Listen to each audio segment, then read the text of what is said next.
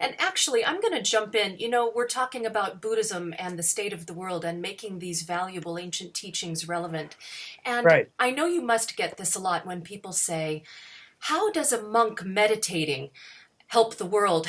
There's always this tension between fixing yourself, which Buddha Yeah. emphasized, and the Yeah. relationship that would have on the world. And I think that's a hard one for the West, the Western mind to grasp because I we're don't so think so. outward focused. What you don't think so? Well, I don't think so, no, because, for example, the mindfulness practice today is so widespread in America, in corporations and everything, Yeah. although it's not necessarily the full Buddhist mindfulness practice, but it's some element of it. And that helps people control negative emotions and negative react and reactivity. And, the Buddhist contribution to politics is no killing and dialogue. And it's sort of like a Buddhist insight that anyone can understand. Like, for example, nobody wants a nuclear war today, right? So therefore, anybody who threatens that, that's not acceptable to threaten that. And if somebody has one, that's just another reason why you can't use yours. And in fact, you can't use yours anyway, and nobody has used them since the one time. And basically, nobody can because there's no winner in that kind of exchange. So therefore, we're in a different situation since 1945, America, West, East, where self-restraint has to enter into the picture at some point. Therefore, the skill of developing such a self-restraint, in the Buddhist analysis, the key component of a nuclear weapon is the human emotion of hatred. Yes. That's the chemical trigger, not Yes. some plutonium. It's human Right. hatred. And so the Buddhist service of self-restraint at a certain level of where hatred takes you over and you just blindly charge ahead, whether it's self-destructive or not, the skill of how to do that is necessary for anyone, whether American, you're any kind of person. And so we have to exercise that. And we can't play this kind of bluff games. Oh, we're going to blast you. We're going to blast you. If somebody does like that, we have to say, well, it's okay. You don't have to do that. We can talk. Even we have to talk to somebody who acts like that. They can't mutually just sit and scream at each other because actually neither one can really pull that trigger. In fact, it's impossible for them because they're not going to win and they know it. Okay, so that skill, that's the contribution. The Dalai Lama says world peace through inner peace. And Yes. that means that people have to acknowledge that all of these sort of conflicts that arise, violences, there's an element of human choice in those conflicts. And that's the key element that triggers them. And so it sooner or later, for example, Black Lives Matter and this thing where police in America with impunity can shoot some black guy in the back and be pretty confident they're going to get off being really punished for that, even though there'll be a riot maybe in the town, and that'll give more violence and excuse. They know that. However, that's not viable continuing like that. And so then, instead of giving the police, leftover, armored vehicles from the Vietnam fiasco, Yeah. that was complete criminal and shouldn't have been engaged in. But nobody wants to really face that, but it was, and it's made a wreck of the whole place. Instead of that, then police will be trained in police academies in mindfulness and how not to let race prejudice trigger a shooting thing at some guy who's running away from them and is no longer a threat to them, and that there are cameras on them, and that eventually this impunity will be no longer theirs. And because it's impractical, it's impossible to Sure. live like that. And, America is too individualistic and we are too freedom oriented to become a police state. It's impossible for us to go back to that, which is what the people Interesting.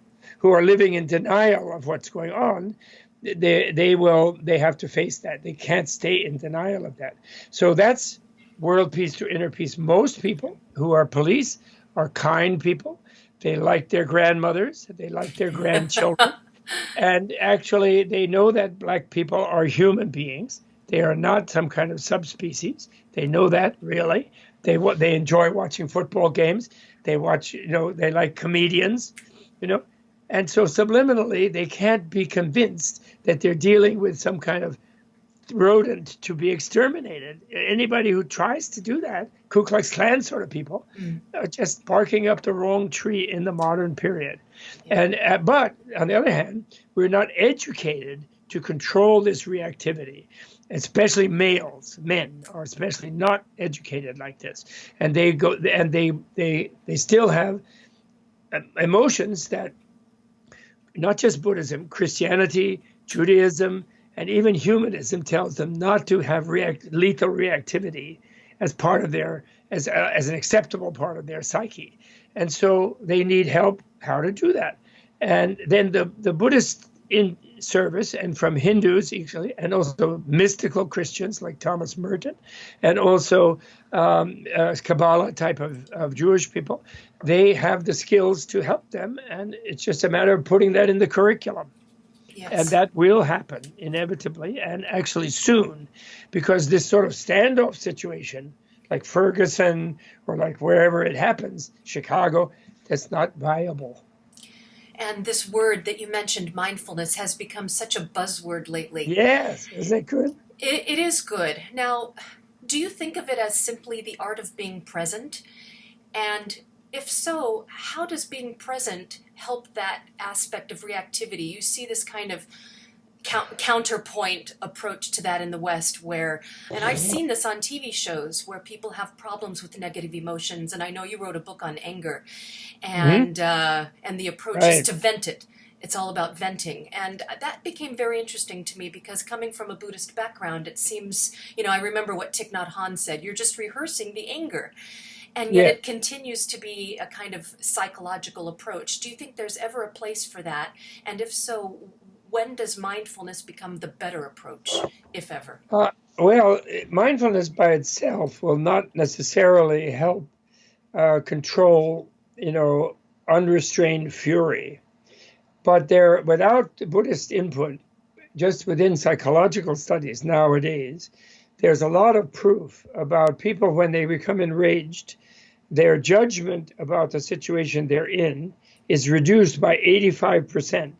And they become like self-destructive even, much less, and it's an ineffective, in other words, response even to a stressful situation. And there's tons of studies like that. It also is very, very bad for the circulatory system, the release of cortisol, and the pumping of the adrenal gland. It's completely harmful to the health of the person. Heart disease, arteriosclerosis, etc. occurs from that. There's a lot of studies of that kind. So the venting thing is actually kind of lost ground in psychological science, and psychological science no longer is doing that. And there are books like a wonderful book called Anger, the Misunderstood Emotion, and I forgot the name of the female author of that book, but it's a wonderful book, and that is the correct title. I'm sure it's on Amazon, anybody who's listening. And it shows that there's what she calls the hydraulic theory of anger, that it's like builds up and you have to vent, is absolutely not correct. Actually, it's a mistaken notion, and people can actually control and restrain their anger when they feel they have to. And mindfulness, if you take it a little further and deeper, and you observe, what you do is not just be present in the moment, but you be present to how the mechanisms of your mind are causing you to react to situations. And when you do that, you can then learn to intervene in sort of a process of the mind that normally highly reactive people are completely unaware of, and they just feel an impulse to charge ahead like a bull and go straight ahead. But after banging their head against the wall a number of times, they're then ready to figure out how to restrain themselves.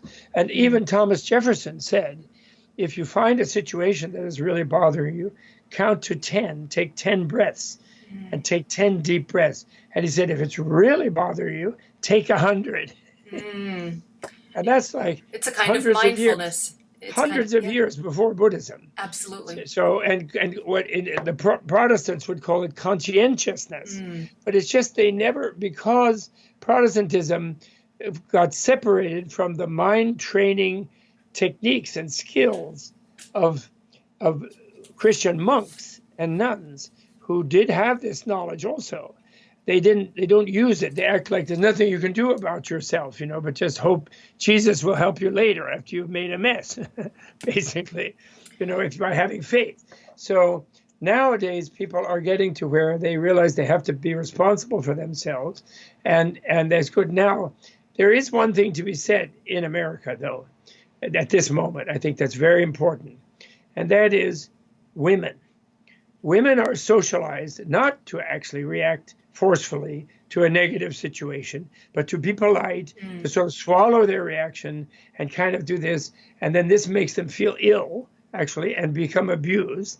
And so then they feel, I should be righteously angry about the Harvey Weinsteins of this world, or the whatever it is, the idiots who are saying this and that to me, And in a way, they should be more forceful. And in the Buddhist theories and psychologies about anger, one of the key things about it is that you become really angry when something is happening that you feel should be prevented, but you feel unable to do so, or something you think should be happening is being blocked and you feel unable to remove the block. And so then you feel kind of weak, in other words, and you start getting really frustrated and really defensive, and you lose your good mood. And then anger whispers to you in your own voice, oh, if you blow up, you'll be stronger, and then you can do something about it, which is like, it's like the pusher coming and saying, oh, if you shoot up, then you'll be fine. And you do feel good. You feel good venting at first. But in fact, then what you do when you blow up is very unskillful. You overreact, and actually you bring more oppression down on yourself because the other one then comes back at you. So one of the Buddhist things is that a sort of heat, a sort of creative energy should be released to intervene in situations very actively before you get frustrated and then angry.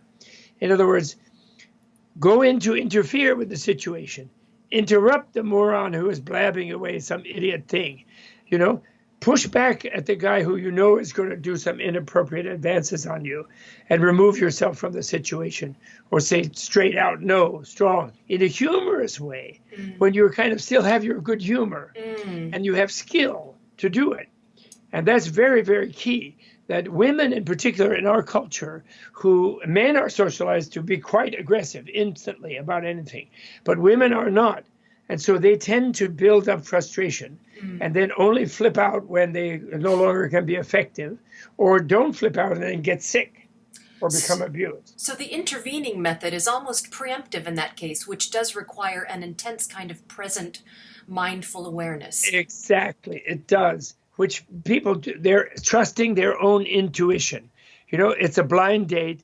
They meet the guy. Oh, no, this is a guy who's going to do something inappropriate. This guy is like really out of it, doesn't know what they're doing. Knowing that right away. Then, oh, no, I'm polite. Yes, let's go on. Then this and that. Then something bad happens.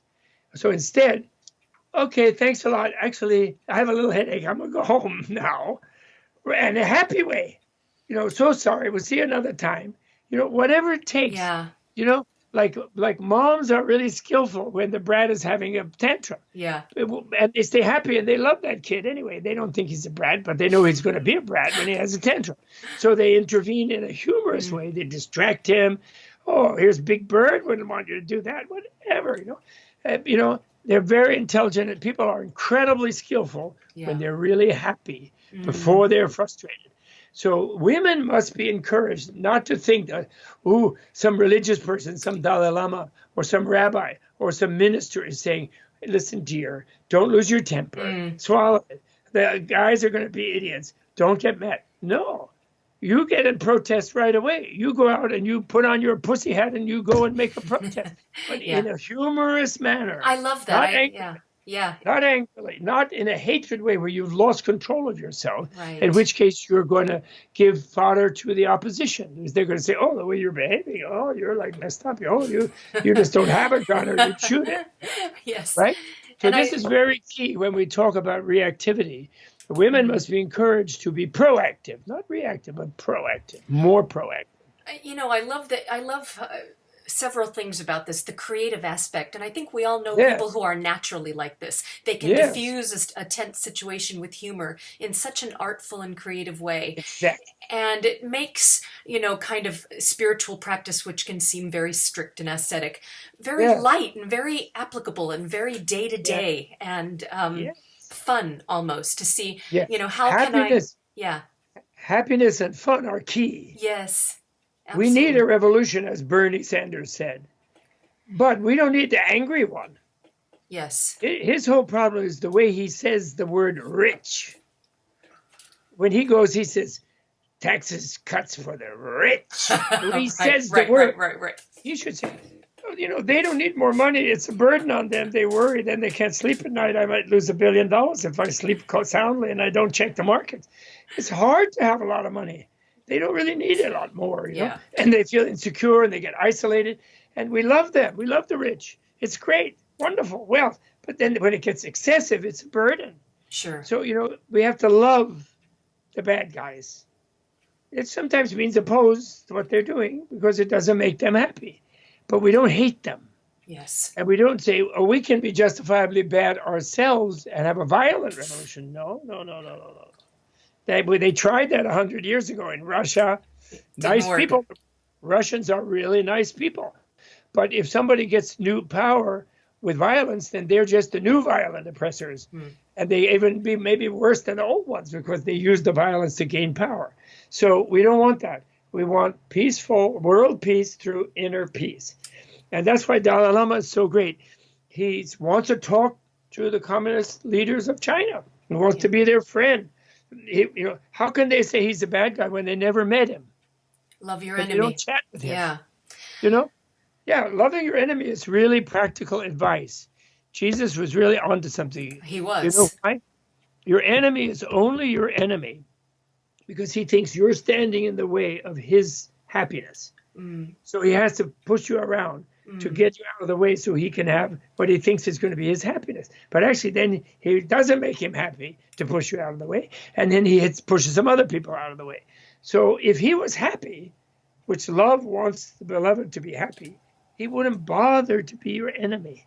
Right. He'd stop being, he would be having fun. He'd be going out and having a party and maybe even like you to join. And only he is an enemy because he's unhappy. So love your enemy is a very practical. People say, oh, I love Jesus. He's so sweet. He's so bad. They've treated him really badly, but he didn't say bomb your enemy. He said love your enemy. Love your enemy.